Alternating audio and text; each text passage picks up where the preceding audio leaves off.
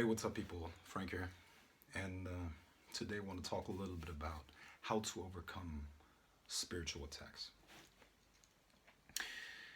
A couple of years back, I was in a relationship with a rather high-ranking witch in one of the satanic orders here in Germany, and well, I wanted to leave. I told her that it was over.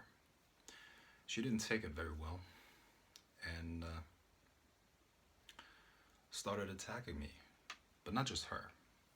She called up her entire order that had around 250 members at that point, and many of them were quite strong black magicians.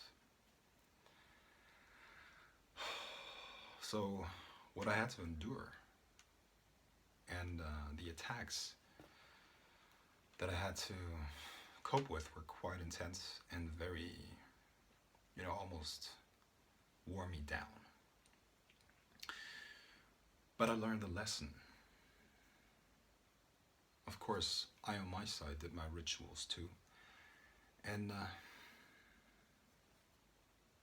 one of the spirits that I called up to help me with that was Lucifer, because Lucifer had been and still is one of my main guides on my spiritual journey. And even though he had helped me so much, he said, no, you figure this out. You figure this out, and you either make it or you don't.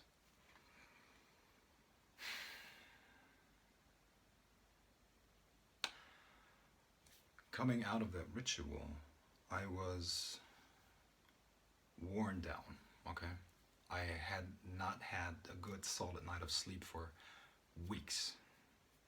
Because what happens when you're spiritually attacked, and if that attack is strong, you're usually going to start having nightmares. Okay? People are going to turn against you, even your closest allies, your family, friends.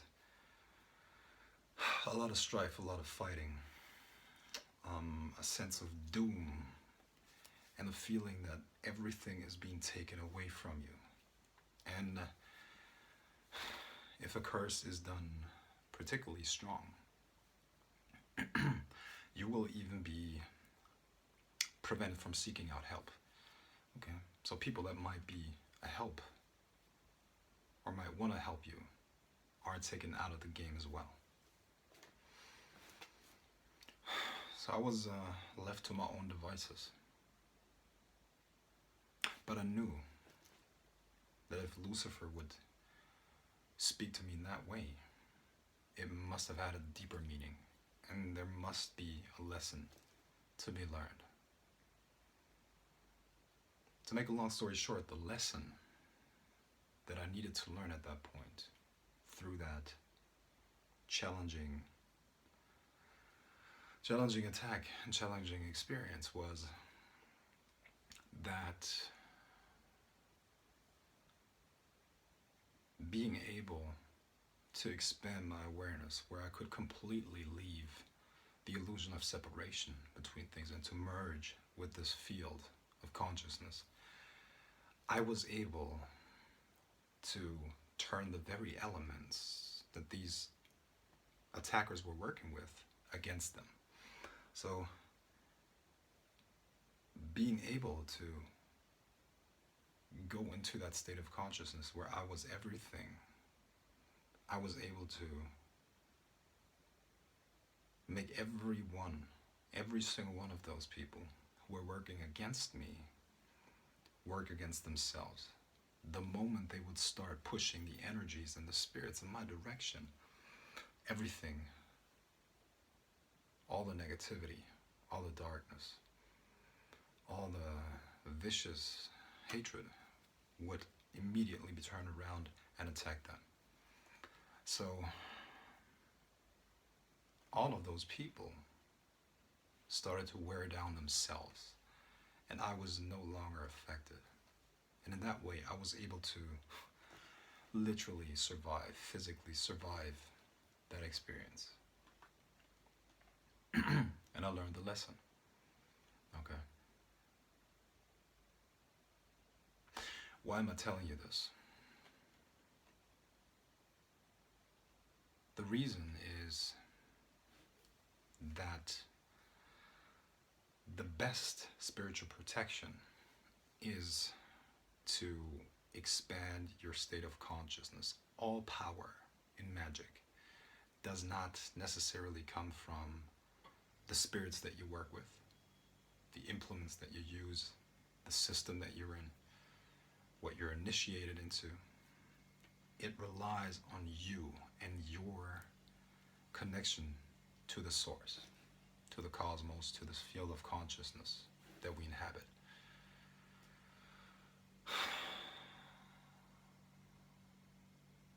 And in that way, everything is part of you. You are within everything, and everything is within you.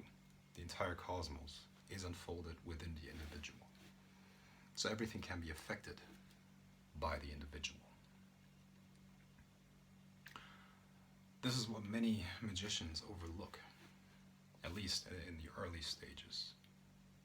The masters usually have an understanding of that, even if it's just a glimpse of that. But it will be a natural part of your journey. And at one point, you will start working with source and spirit, not spirits, but with consciousness itself. And you will learn from the universe, and you will learn that it is actually you that is teaching you. You are exploring your own infinity.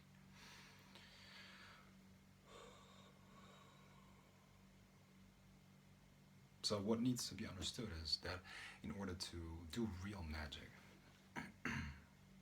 and to be able to protect yourself spiritually, you need a strong and consistent meditative practice. A magician that is not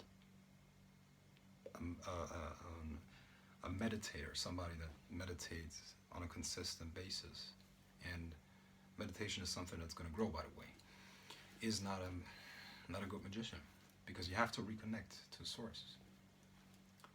This is what you work with. All the implements, I'm not saying are useless, certainly not, but in order to move the energies in the right way, you need the connection with source. So if you want to learn meditation in order to apply it to sorcery, and by the way, the word sorcerer comes from like the one who works with source, right? So if you have an interest in that, I can help you. Click the first link below this video. You'll be taken to a Facebook group called The Unbounded Mind,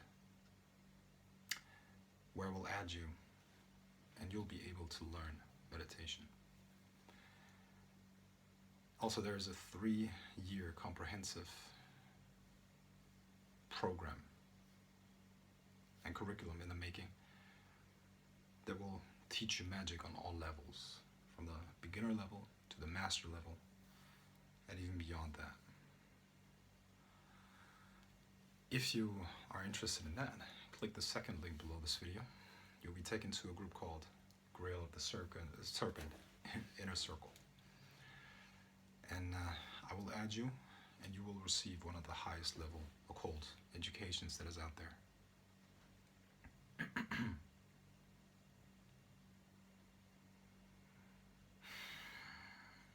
I want to end this video with one little thought that you might want to entertain if you choose to do so.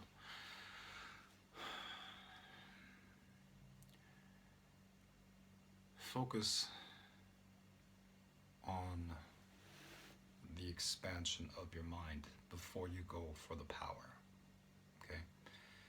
Focus on exploring the infinity of your own mind, the unbounded awareness force that is going to take you into everything.